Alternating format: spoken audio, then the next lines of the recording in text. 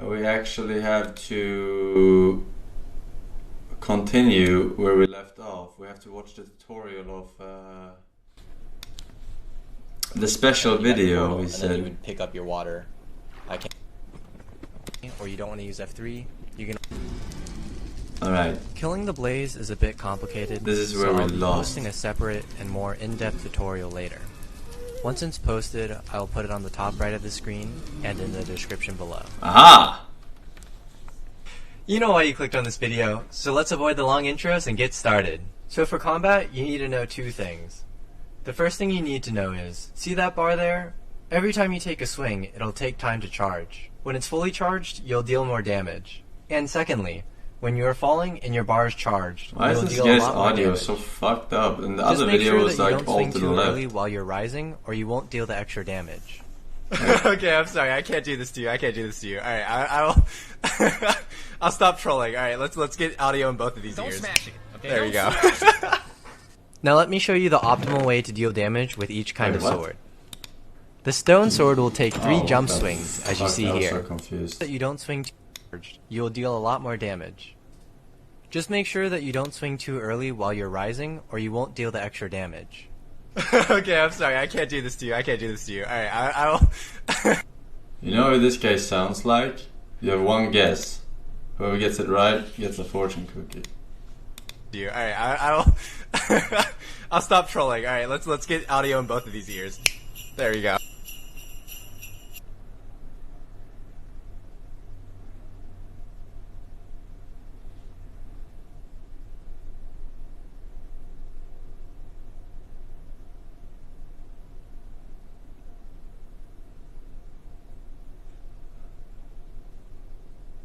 Maybe I'm wrong.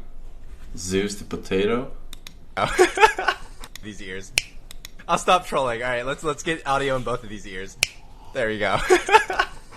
Now let me show you the optimal way to deal damage with each kind of sword. The stone sword will take 3 jump swings, as you see here. The iron Not sword now. can kill the blaze Not in in that. 2 jump swings and a charged bar standing swing. And the diamond can kill the blaze in just 2 jump swings.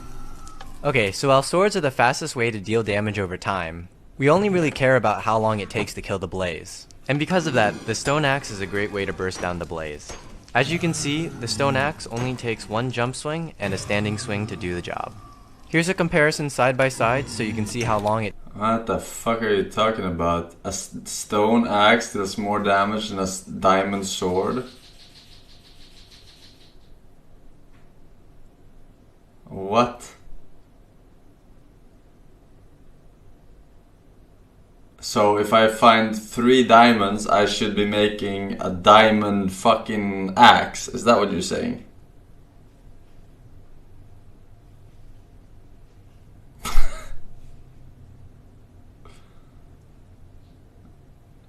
DPS, okay, I get it. The DPS is, oh yeah, okay.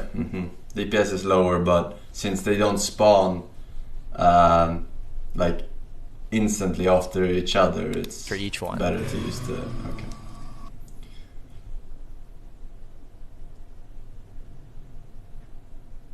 As you can see, the diamond sword is fastest, followed by the iron sword, stone axe, and then stone sword. Even though the iron sword is very slightly faster than the stone axe, I still prefer the stone axe because it's easier to time and a bit more practical in actual use. Also, with the iron you save from not making an iron sword, you can optionally make a shield, which can help make killing the blaze a bit safer and more reliable. Okay, so here's a quick little practice area that I built for dodging the blaze. The bedrock in the center represents where the blaze spawner would normally be, and I just trapped some blazes where they might spawn in an actual speedrun. Okay, so let me go ahead and put myself in survival so that I can give a quick example. One of the first things that you want to do is build a pillar which you can hide behind and bait out the blaze. Wait until the blaze aren't on fire anymore, and then you can go in and try and hit them. There's not too much more to explain other than just practice, so let me go over a few important things about the blaze. One is that they'll light on fire about 2 seconds before they actually shoot their fire charges. 2 is that they'll always shoot 3 fire charges. Mm-hmm.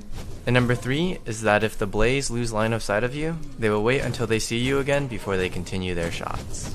Mm-hmm. So as you can see, this is a quick little way to practice if you're having difficulty. So there's no avoiding super blaze trick shots. to this, then other than what I fucking Okay, already so I'm knew. going to show an example of tackling a closed spawner in the background as I give some important information. A closed spawner just means that there are blocks above the spawner so that the blaze can't fly around.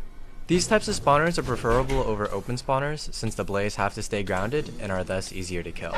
But if you can't find a closed spawner in your speedrun, that's totally okay.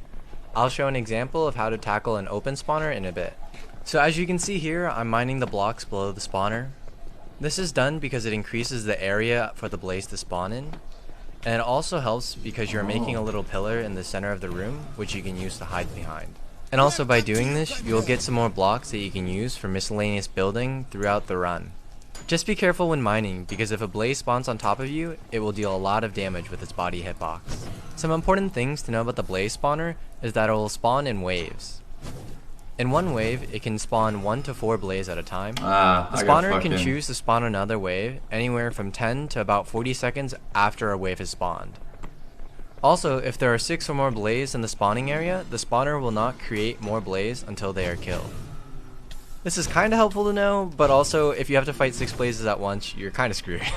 Another important thing to note, and this is especially helpful if 4 spawn at once, is that the blaze won't attack for the first 3 seconds or so that they spawn in.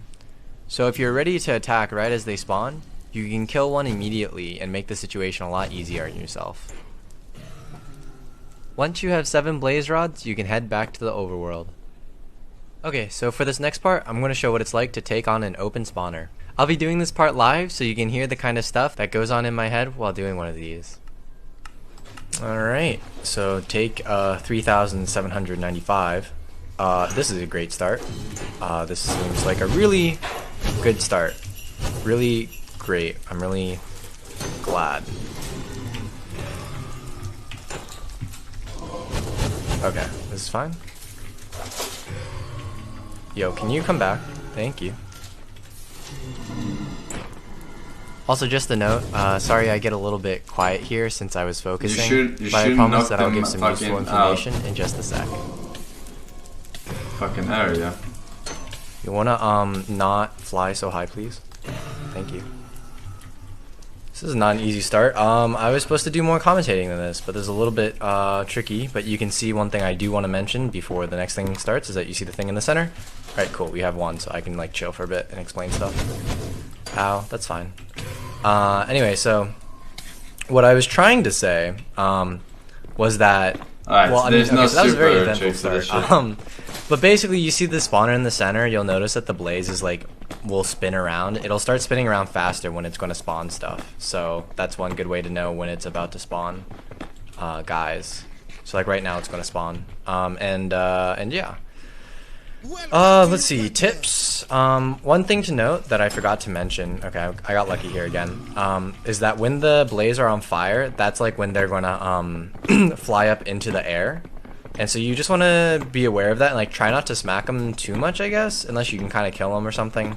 Because like the worst thing you can do is smack them too far. And then why exactly does he remove this ground? It doesn't increase how many spawn, right? So why would you do this? Wait, it does. But so 4 can't spawn unless you don't do this.